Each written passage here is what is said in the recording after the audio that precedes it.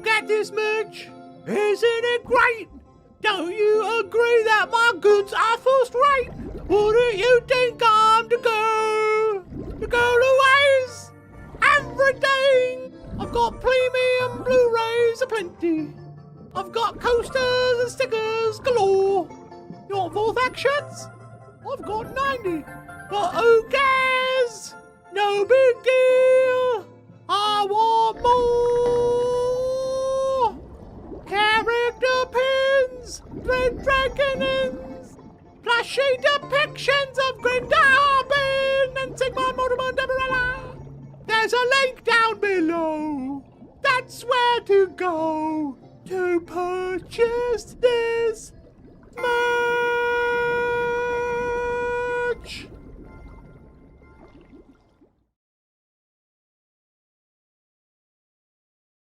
Oh, now you can hear me. Hey, everybody.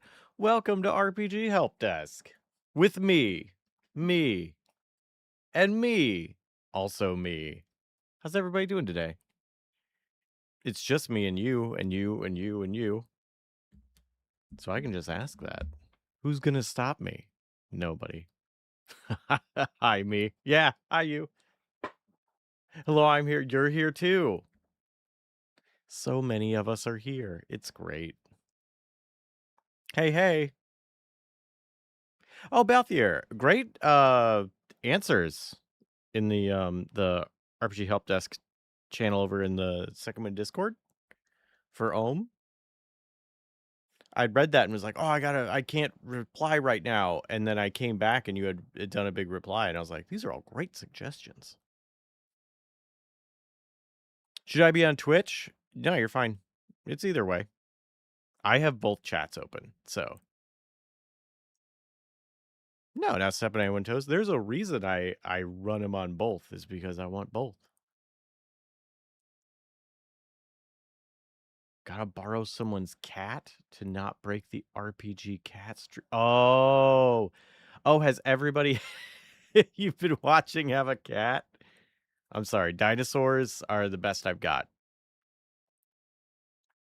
Oh, stepping on toes by offering advice. No, not at all. That channel is there for people to discuss. It is not just a, ask Jesse and only Jesse can reply. I'm very happy when other people reply. People can be like, great suggestion, not going to take it. And like, that's valid. But like, the idea is that it is, a conversation that multiple people can join. I try to always answer when something gets put in there, but happy to see other people's takes too. I'm here to learn about poison. Actually, John Arbuckle, that is a pretty good question. Which today is questions. Lena Loki-kun, I know you said you had some questions, and there were a few in Discord that I might get to as well. So if you have a question, feel free to drop it. But I feel like your answer or your question of why aren't poisons more popular in RPGs, I think it kind of depends on the RPG, but a lot of times poisons are just used as like a secondary kind of damage. Also, Twitch is bugging out. I don't know if Twitch is working for other people. Uh-oh. Is Twitch working? Twitch, can you hear me? Can you reply? Okay, good. It's working fine. That's great. Yeah, so poisons tend to just be used in like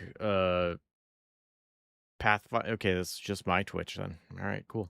In like Pathfinder D&D, they tend to just be like another source of damage.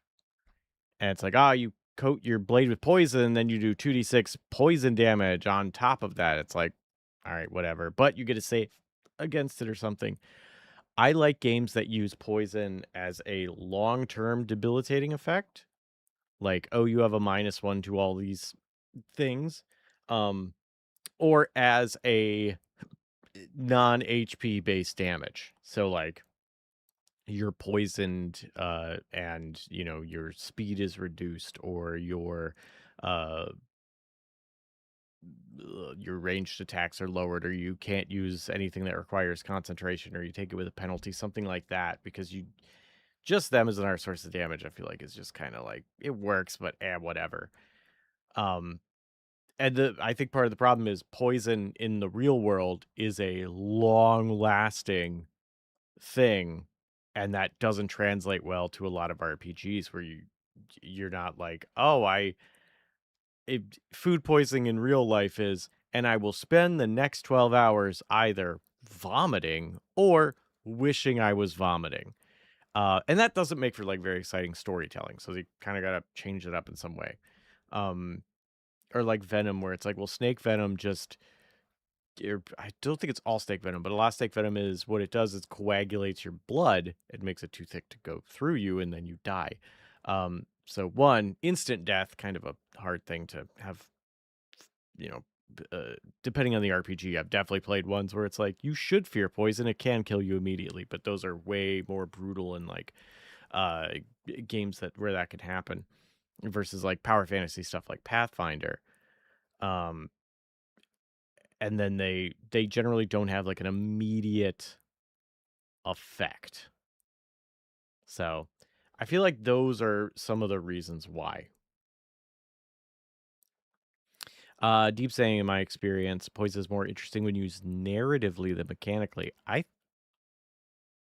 seen it used. Just feel like there's a few good questions or a few good mechanics, but I think I ultimately agree. I think it's a really good narrative thing where like you're poisoned and you cannot do X, or this person NPC cannot do X, and then that adds tension versus you take 1d6 damage.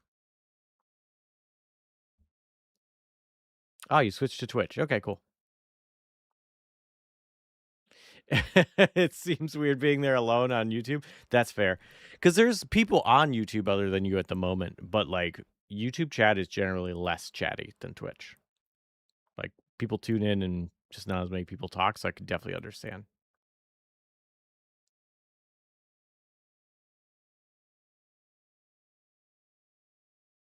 What starting spells slash abilities would you recommend for someone who wants to start playing a Tiefling Artificer? Ooh, hey Jim, welcome, first time chatter. For to be honest, hang on, we're gonna copy this down. Oh, what I wanted was it to paste unformatted. No,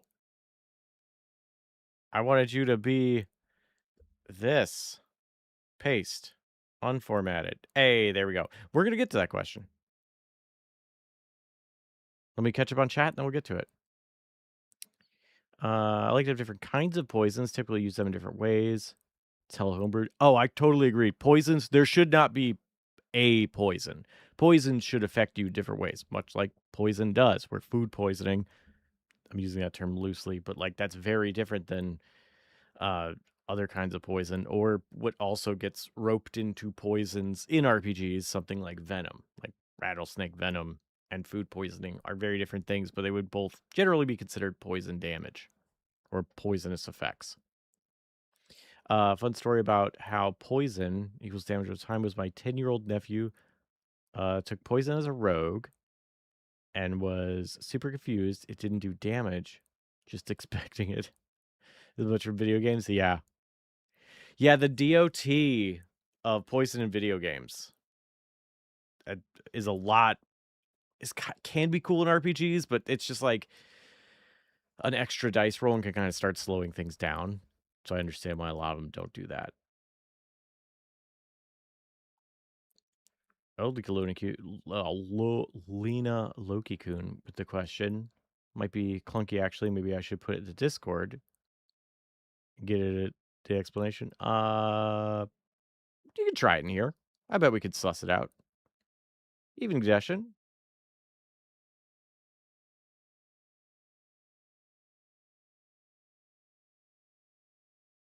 I am lost without game and must locate one. Hey, Gargadargus. Hey, I think we talked about it last week or the week before. Yeah, there's ways to do it, and you should absolutely jump on it.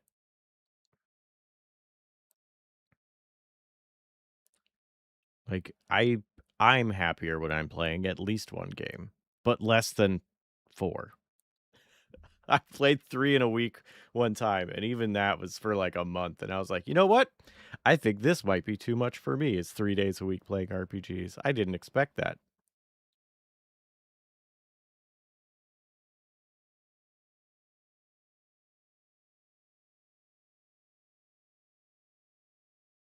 Oh, Blythe asking, yeah, I agree. For the question, the tone. Hang on. I've still gotta catch up on chat.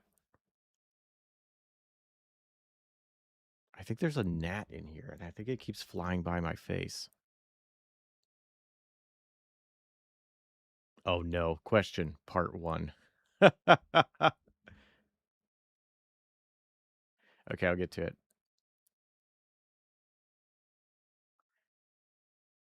Oh, by the way, I loved your reaction. I know what this is. Oh, thank you. Yeah. Mimic Hotel is a spoilers. Um for Adventures 9. Mimic Hotel is a concept that like I I have talked about before. I think Jenna and I specifically talked about it, and I think she might have talked to Jack about it, and I know Jack and I've talked about mimics and stuff before. So yeah, it was like, oh no, this is exactly how to run a mimic hotel. It's great. Oh, Scott McGregor. I will get to your question after this one. Thank you very much for the dono. Um, so your question, what is starting spells abilities you recommend for someone who wants to play a tiefling artificer? I'm assuming this is D&D because of the word tiefling and artificer, even though artificer I know is in Pathfinder and some other things, and tiefling, devil people, also a thing. Um, I was ashamed I didn't pick up on that. Nah, you're fine. Uh, really good suggestion of, well, where did Balthier summed it up very nicely. Yeah. So what are the desired themes, tones, and uses for the character? I think is a really good question. What type of game is it? Is it a little more jokey, or is it a little more serious, or, what's the tone? What do you want the character to do? Grinderbin being an artificer, I very much wanted to be a support character. I wanted, so I got the artillerist because I figured extra targets on the field. They have a healing ability, they have damaging abilities, short and long range, depending on how you use them. So that lets me kind of figure out what the team needs, and then I can fill that role. All the spells for them are also very, mostly team based. I've got some damaging spells because when we need more damage, I could do that too. Um, so like my thought was be a boon for the team. And so all of my choices on abilities and spells kind of were based on that. And then a few like, well, I want to make sure I have some damage. I want to make sure I have some debuff. I want to make sure I have some buff. Um, so what is it that you want the character to do? And the role in the party you want them to have, and then let that be a guiding star. How do you want them to act? Are they brash and, devil may care? Let that influence the spells you take. Don't take a bunch of spells that require concentration and like 10 minutes of prep and all these other things. Like, take spells that are immediately happen and do a cool thing. Like, that's the character. Um, yeah, let what would the character do, and let that guide you. It might not be the most efficient, but who cares? You're going for fun, I hope. You're going for like a specific idea. Play into that. Um, so do you have, if you have any of those, feel free to drop them in, and then we can kind of work on that. Or just, if you don't, or you don't want to add more, then just think about that moving forward. Oh, let's see. The character I envision is kind of a scholar seeking out mystical artifacts to learn how they function. Don't really consider how they work on the team yet. I'll have to put that into thought. Oh yeah, absolutely. Um, then yeah, if they have a scholar, then like, I don't know, thinky is a dumb word, but like, think thinky spells. Like anything with like translation, which I think artificers get. Things that require maybe an extra step. Like I know Grinderbin likes repairing and so it has like mend and like fabricate and stuff like that because specifically because they want to create things or they want to modify things and like so if that's kind of an idea of them like, oh, I want to know how things work, you could take them apart and then cast mend to put them back together, like to learn how things work. So depending on, what kind of thinky you want, again, let that influence you.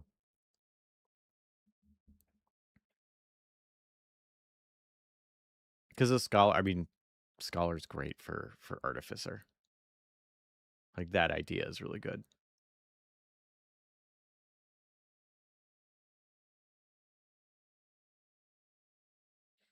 So for seeking magical artifacts, being a scholar, perhaps your answer are things that give information first and foremost. So build around that, enables that desire, maneuverability, maybe some self-defense, offense, and info spells and perks. Absolutely, make sure everything supports that image in your head. Totally, and you could do some things that are a little off, like, oh yeah, sometimes in order to keep, you know, alive so you can learn more information is to have some spells that do big damage to hurt things that's trying to stop you.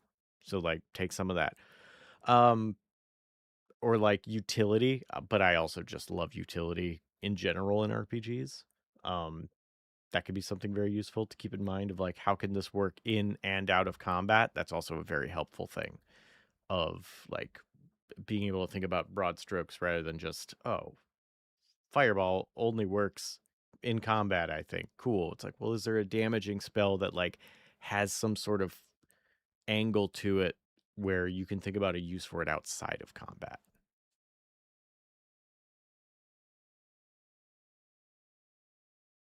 Have a thing you can do in combat, but don't go wide in combat, says Merity. Yeah, have a role. Like for again, Artificer, so I'll use this example again for Grinderbin. Grinderbin's role is support, cannot be a tank for long, cannot be DPS ever. Uh can just do small amount of damage, like, but like can do things to try and help and like figure out what you want that to be. If that answers your question, or you got some more?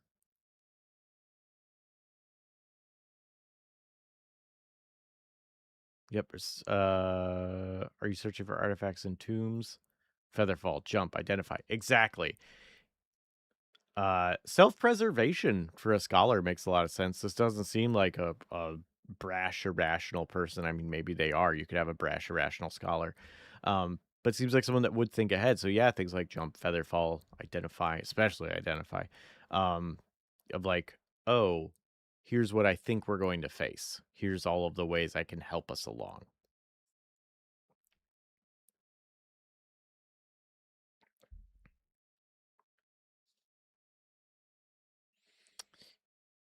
Ape Escape, thank you for the question. I'm going to copy it. We have a few in front of you. I'm going to put it down here. Oh, well, what I wanted was, there we go. And then I have another one up here I have to copy. The two-parter.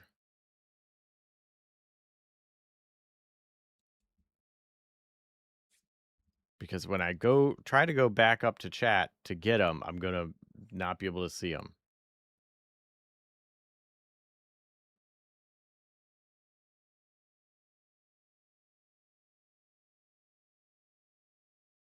And then I'm going to make this smaller so I can read it. Okay. There we go.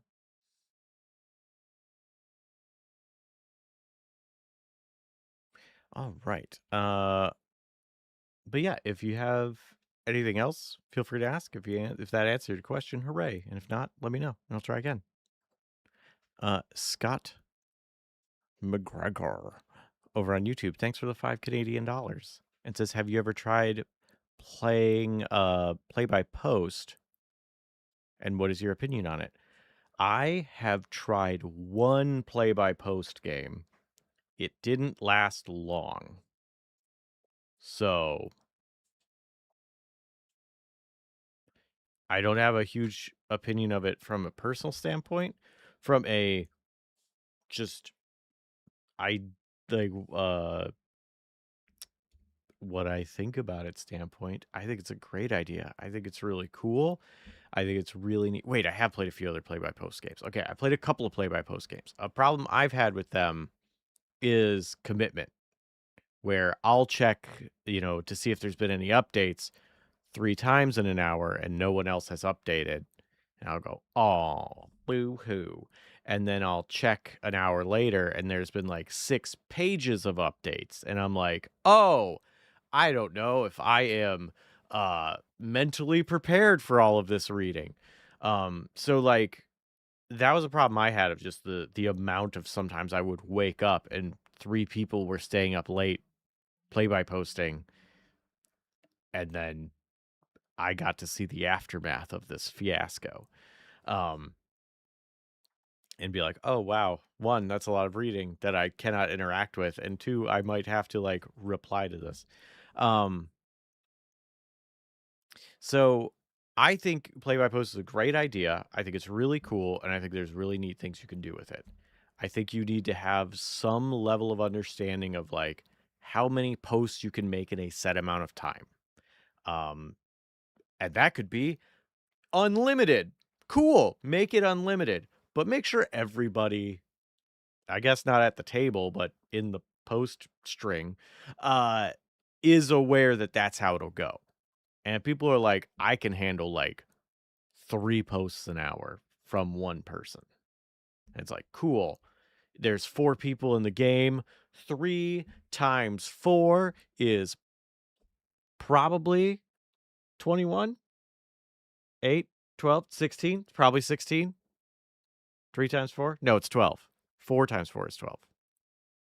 I don't remember the numbers of players I was talking about. But basically, it's not a huge amount. It's a reasonable amount.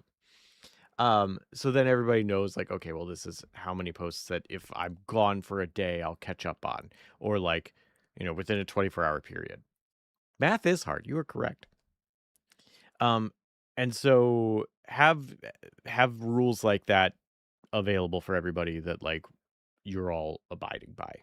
And like if people are not abiding by them, then someone needs to be like, hey, you need to abide by this. Or else. I don't know what the or else is. I guess that should also be in the rules. But yeah, I think it's such a cool concept, but yeah, the amount of like catch up work that's sometimes required will completely throw me out of it.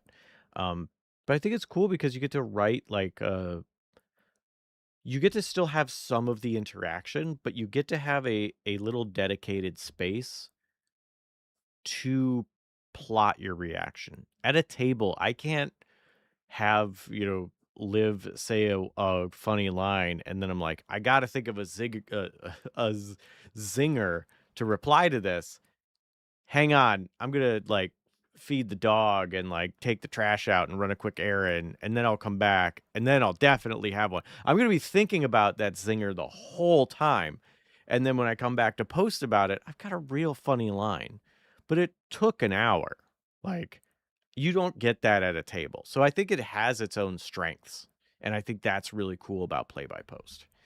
So as a concept, yeah, I think it's really, really neat. And I highly recommend it, but not going into it without having some ground rules. And also going into it and like expecting to learn things that you like and don't like. And that maybe every one of them won't work out for you, but you always take something from that experience into the next one in a positive way. I feel like my camera is slightly high. I might have lowered it. Yeah, does that answer your question? If you're still here, or if you vanished, well, hi. Or bye. I don't know. Do you love live journal RP? Oh, yeah. Yeah, there was a whole I backed on Kickstarter. I forget what it was called, but it was a website that was just dedicated to play by post. Um and I ran a few games in that and played a few games in that. And it also, oh, that was the other thing is commitment. Man, people dropped off. I never had one that lasted more than like a couple weeks. So I think having a limited time, or like, oh, if the whoever's DMing it being like, hey, every 24 hours we will move on to the next set piece if we haven't already, and if you have not replied, like, you have moved on as well. You cannot do anything in the previous thing. Like, letting people know that there's like a timetable, and like, oh, and when we get to this, the third area is the last area, so like, be aware. I think that would help too.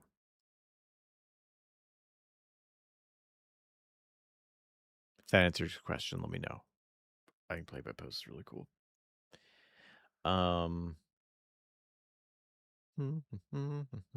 Catching up on chat. My family members used to play bridge by mail. Oh my gosh. Yes. Okay, Ape Escape fan had a question. If I want to get some peeps into D&D and playing TTRPGs, should I go from pre-written? Should I go from a pre-written or make a homebrew? Like I know a lot of peeps do, like Dark Souls, video games. So turning a setting from that game would be good. To dip their toes in and be enjoyable. Any tips? Yeah, I would say the homebrew versus the established setting discussion is, which one are you more passionate about? Are you more excited to put people in a Cowboy Bebop sci-fi scenario, or are you more excited to make a gritty werewolf western? Whichever one you are more excited about is the direction you should go, is my suggestion on that. Because there's pros and cons to both. Pros of homebrewing, you get to make everything up and it's really cool. Cons of homebrewing, you get to make everything up and maybe you don't have a good idea for everything, or maybe it's going to take too much time than what you have, or you just aren't convinced that you've got enough fodder to fill everything that you need. So, yeah, I think that whatever you're more excited about is the one you are probably going to put more time and passion into and be able to go further with. So go with that one. If you like Dark Souls, that's a great setting to use in another system. Cairn would be a great one for that. Yeah, like a Pathfinder or D&D, just make sure everybody's hitting real hard, like the enemies also hit really hard. To have some of that tension, but like the setting, that dark fantasy, you're exploring a ruined world, great. Like it's a wonderful place to set an RPG. So yeah, that is my suggestion to you, Ape Escape fan. Does that make sense? Does that answer your question? Also, hey Warvon, she, her. I'm Jesse, and y'all.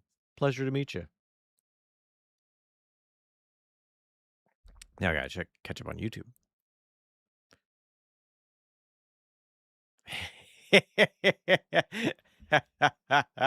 That's killers. That's a funny question. I like that.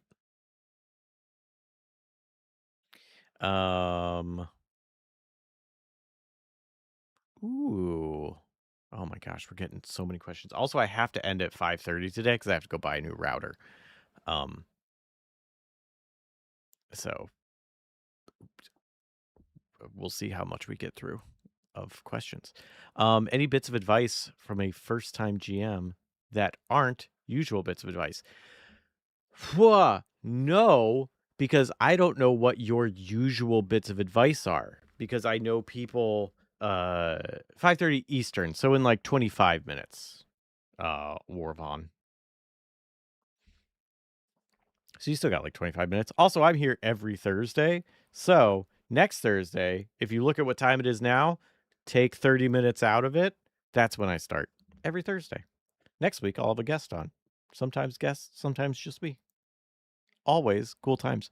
But yeah, bits of advice that aren't usual. It really depends on what bits of advice you've gotten, because there are some general ones that like I think of as normal with like session 0, but I know people that the RPG people they ask about don't talk about session 0, especially if they're from an established group where it's like we know each other's boundaries, we know what we like and what we don't like. We've been running together for 5 years. And it's an active discussion before they start a new game.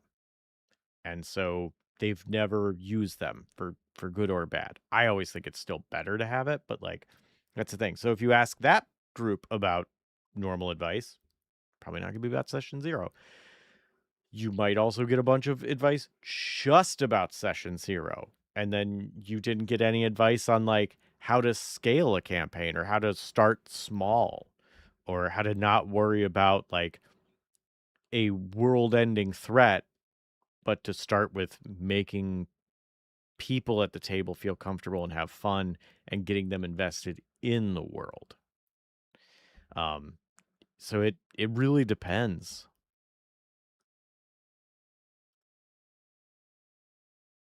I like that question, but I don't have a set answer for it. So Crime Bastard brings up advice for a first-time GM is plan nothing, improv everything, make the other players share their creative workload.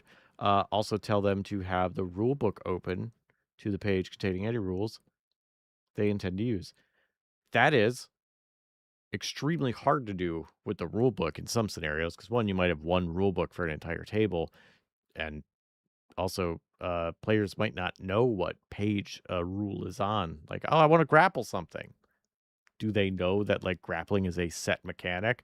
And also it could be somewhere in the rule book you weren't expecting it, probably under combat, but it might be under something else because it's not exactly damage, but like it sort of is. And then I would just definitely, me personally, I don't do a plan nothing. I like having a plan. I think you need contingency plans. I think you need your plan to be modular. So when nobody talks to uh the elf you have in the tavern and everybody's talking to the goblin band, the information the elf had, all right, the goblin band has. You can take those pieces and move them somewhere else. So like don't I do agree that you should not stick to a rigid plan. Leave room for improv, whatever that is. And I do agree of share the creative workload. When a person says their character is from a place, ask them to explain it. Oh, where is that? What's the general attitude? What's the climate? What's the, current political situation over there? What's your character been dealing with there on like a local level, that, or maybe a big level, but like just what matters to them there, uh and help them and have them and work with them to build a place that becomes a physical part of your world. So yeah, sharing the creative workload, I totally agree, is a really good one.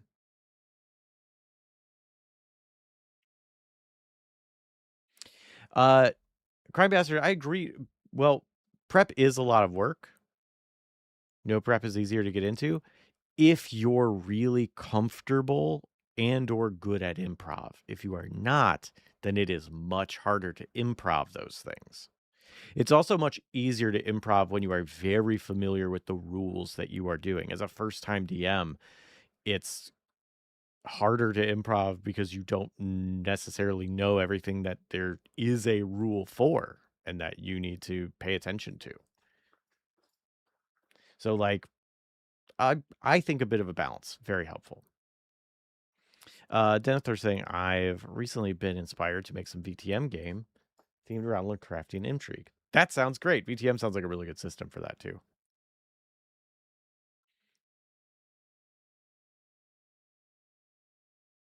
Ape Escape fan saying I want to pull them in TTRPGs. The only way I can think of is using video games. Like I said, most popular game is FIFA.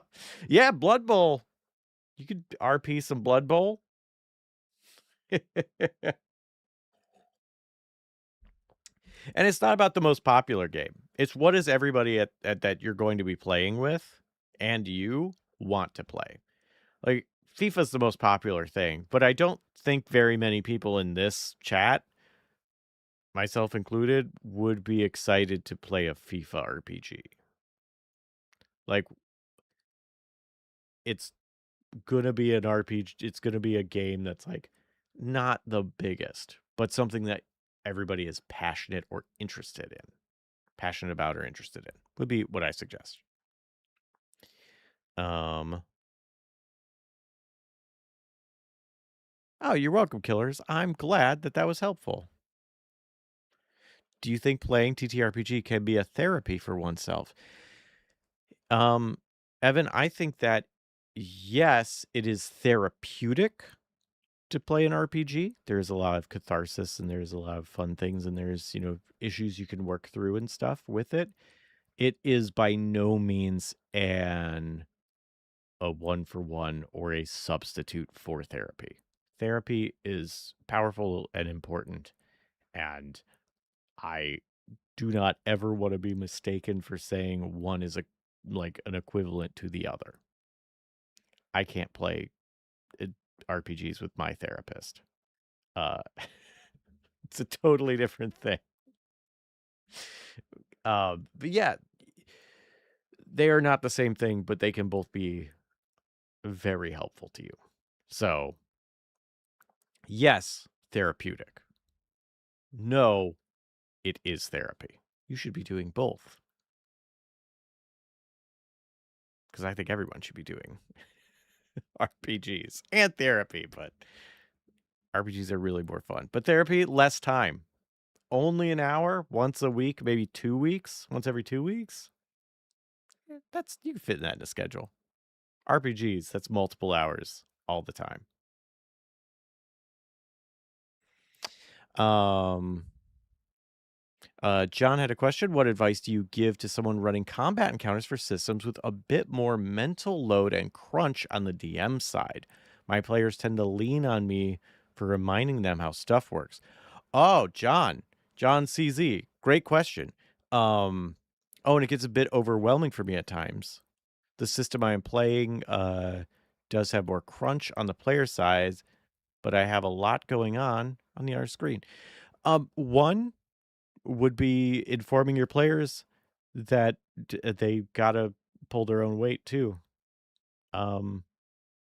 That it's like, hey, I've been doing, just let them know. Not like you don't say you gotta pull your own weight, but like, be like, hey, I've been doing a lot of the math for everybody, and like, I'm gonna need to start doing less of it. I think we've been playing long enough that you know how to do it, and I'm just gonna need you to, like, start doing it. If you need me to check it, I can, but like on your attack rolls, I'm gonna need everybody to start doing that. And pick like I don't know how many things you have, but pick a thing and be like, just make sure your attack rolls you're doing the numbers on those, and then you're still doing the skill checks and whatever. And then eventually you can be like, hey, I think y'all are ready to graduate. Skill checks time. It's on you now.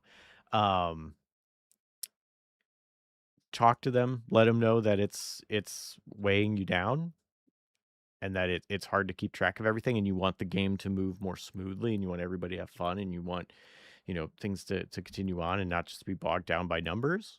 And I bet they'll be understanding. I think probably. And if not, well, maybe you need to tell them that they need to be, or you need new players. I don't know. But if you're doing too much, then that's a problem. And them doing their work is a way to solve that.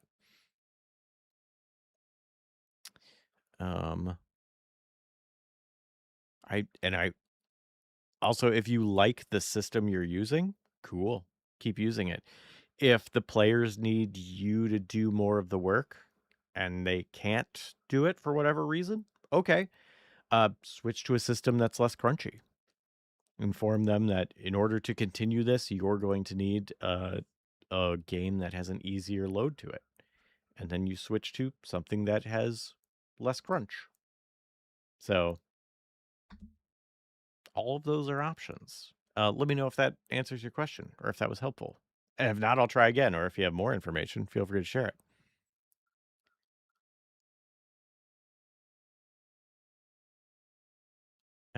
Let me catch up on chat. Oh, thanks, Ape Escape fan. I'm very glad that you like it.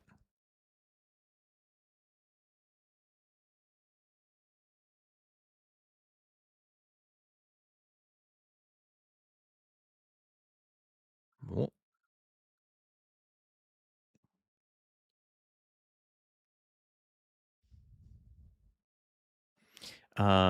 John continuing as a new GM. I am a fan of having bullet points and general goals for the session and have the motivations and goals of your NPCs and factions worked out so you can react to what our players do. Yeah, I totally agree. Oh, I think that was for an answer to someone else's question. But also, fully agree on that.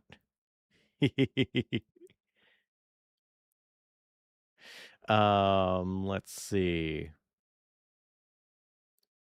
Abe Escape Stan, thank you very much. I'm really glad that you enjoy Adventures Nigh. And me in that show. Yay. Denethor telling me telling my players need to pull their own weight. Okay, no more freeloading. Yeah, no more freeloading off the DM's math skills. If the player can't do their own math, they do 0 damage.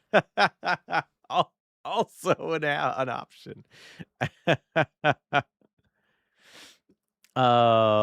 Warburn She-Her saying, I'm trying to make my own system. I get down to the character creator and the action resolution, and I cannot help but get the nagging feeling I'm not covering all my bases.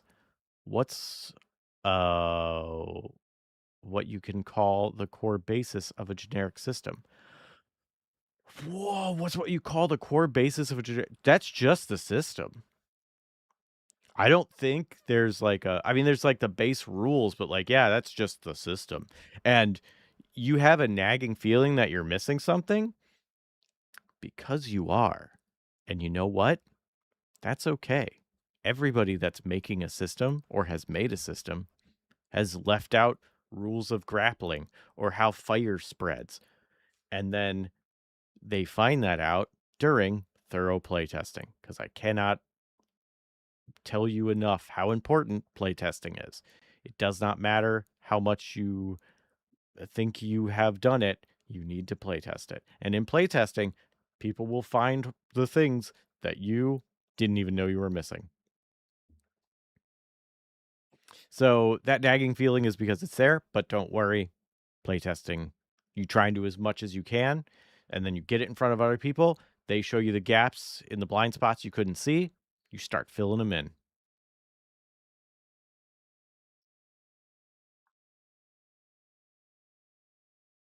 Does that make sense? Does that answer your question?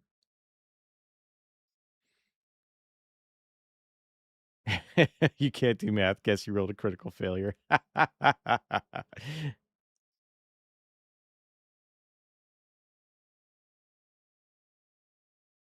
you encountered a module where there are zombies derived from actual voodoo mythology? No, I never have. It's always just been like virus stuff. I know there's games that have that in it, but I've never played one. Which would be cool, but I also know nothing about voodoo mythology. So I wouldn't know what was like an actual thing.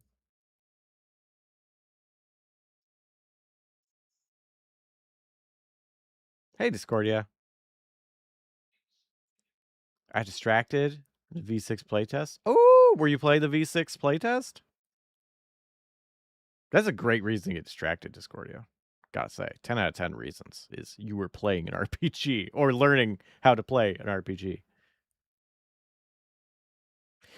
Deep saying, Ab, as many different people run it as you can. Yes. Playtesting with as many different people that like different things, people that focus on different things, people that play different kinds of characters, people that play different kinds of RPGs. If you only run it for people that play D&D, and not people that play our systems, it's always going to be, well, compared to that, or they're always going to play it in a way that's closer to D&D, which might not be what you want. So yes, try very much.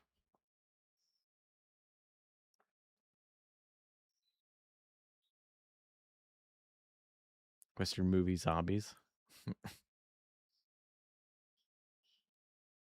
Deadlands has voodoo zombies? I did not know. Well, I guess technically I have played a game with voodoo zombies. I just didn't encounter them. All right, time to catch up on some Twitch chat. More comfortable players compared to like D&D is what I mean. Okay, yeah, it makes total sense. I think on the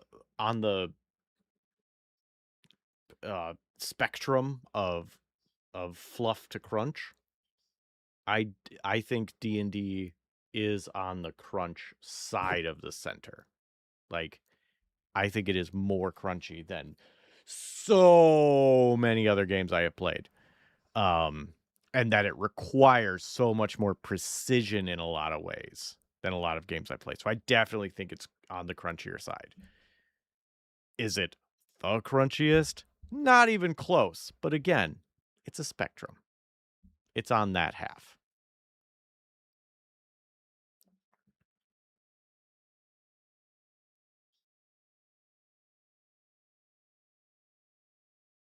Hey, Big Belly Warburst. How does an artist like me even get into to partake in RPG projects?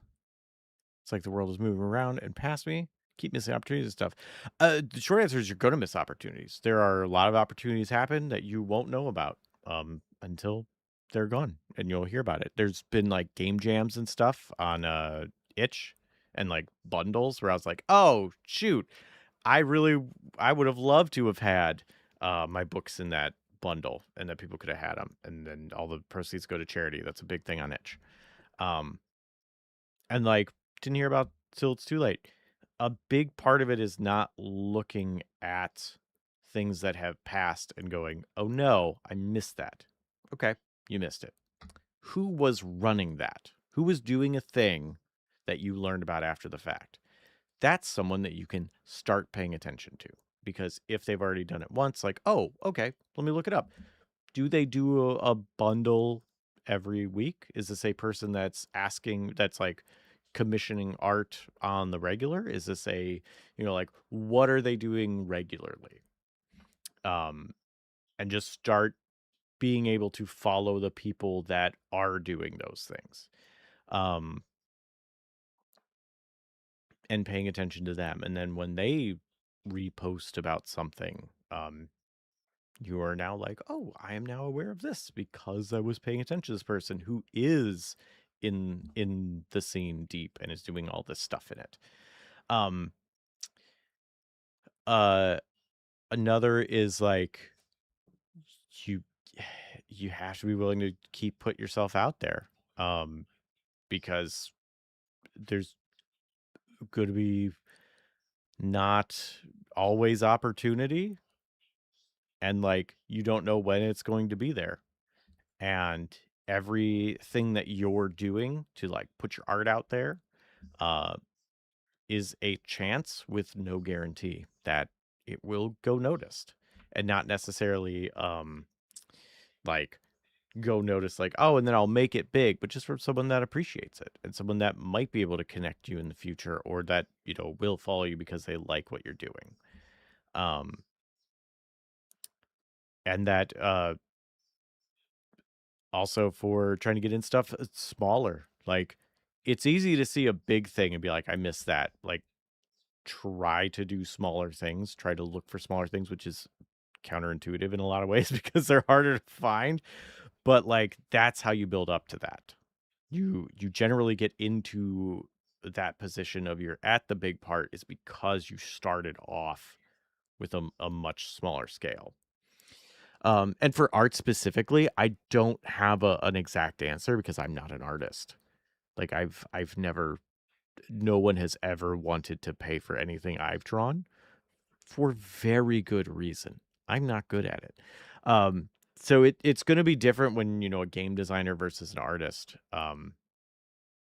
But yeah, just having to put yourself out there constantly and repeatedly, that's kind of a thing regardless of the creative field you're in. It doesn't matter if you're making films or drawing pictures or writing books or doing RPGs.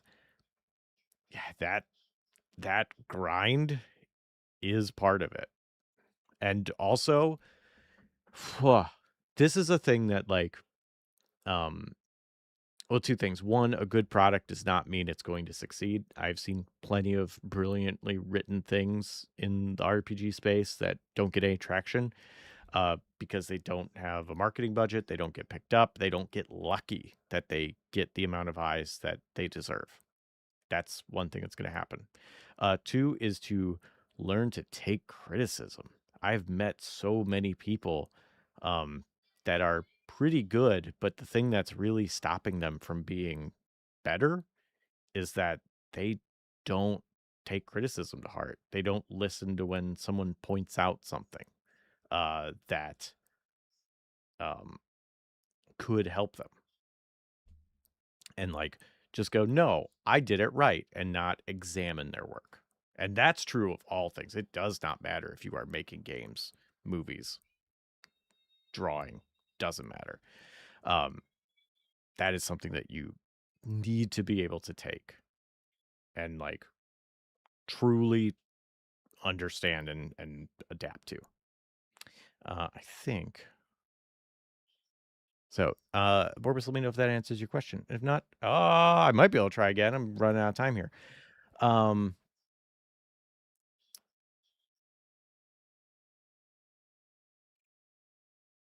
Ooh, Wyvern giving more information. Try to make a system. I get down to care. Oh, okay, nope, that one I was there.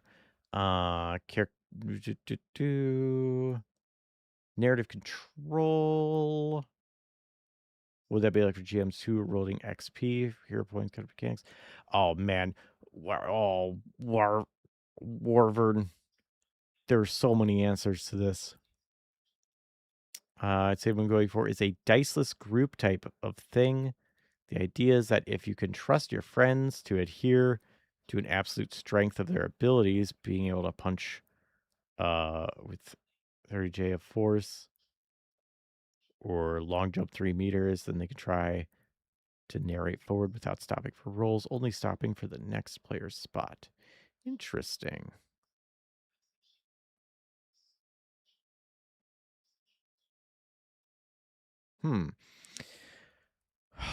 I Wavern, I love talking game design. I unfortunately don't have time to ask more questions about this because it's almost 5:30 and I have to leave a bit early today. If you want to join the Discord, there's the RPG Help Desk channel is in there. You are welcome to chat in there. There's also just a role-playing channel in the general Discord. And also next time I'm doing questions, feel free to ask. Because I think a lot of it is not necessarily like, oh, here's what you should do for game design. Like, oh, should you go diceless or not diceless? Well, the answer is, what do you want? What do you want the system to do? And then can you do it through diceless if you want diceless? Or how do you change it for it to work diceless? Or, okay, I want dice. Well, great. What kind of dice? How much swing do you want? It's very much a matter of you need to hone in further and further on what you want it to do. And then the choice of, okay, well, then this needs to be, I want a diceless system. Well, how do I do diceless? Okay, well, people still need to be able to fail. Okay, well, how do they fail? Okay, well, they fail through votes in the group. Okay, well, how is voting going to work? Is it endless? Are there partial things? Like, there's so many ways for it to go that I can't answer right now, and that like with the information I have, I could not answer, because you just have to keep drilling down into how things are going to work, which is part of what I love about game design. But it's also extremely time consuming because making games takes a lot of time. Well, making good games takes a lot of time, or making thorough games takes a lot of time. You can make a quick, simple game. But like, yeah, if you want to like do more and more with it, you're going to be it's going to take so much time. That's what this is. This is time getting crunched.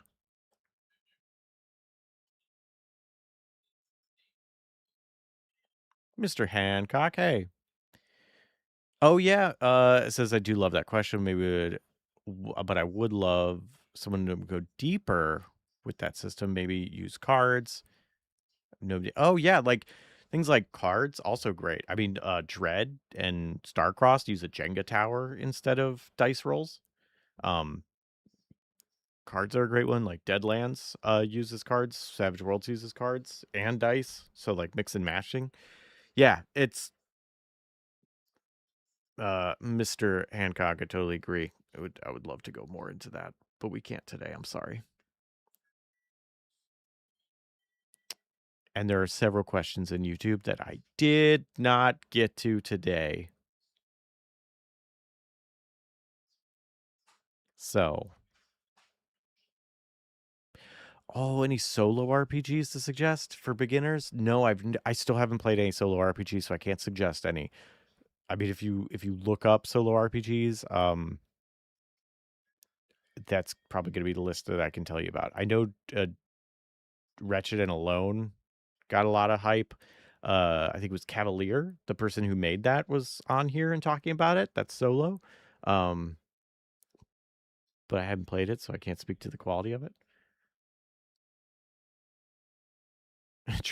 Chrono Trigger.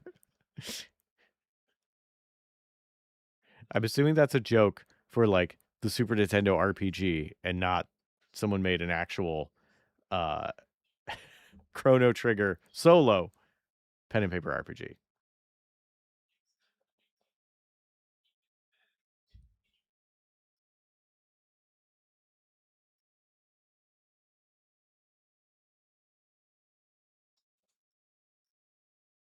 I'm going to catch up on this. But I think I'm gonna have to leave it there. All right. Sorry, YouTube. I see a bunch of questions on there I've gotten to. Also, I think I had another question down here. If you have more questions, feel free to put them in the RPG Help Desk channel in Discord. I will try and save some of these for next time. I know next week I have a guest on, and eventually I will have no guest on again, and we'll do questions, and I'll be able to do the full time. So I hope to see you around the Discord. I have to go buy a new router, so I need to leave. But y'all are amazing. Thank you again for coming. Thank you for so many questions. I'm so sorry I didn't get to all of them. I feel like I should have another thing to say before I go, but I don't, so I'm going to leave. Bye. Have a good week, and I hope you play lots of RPGs.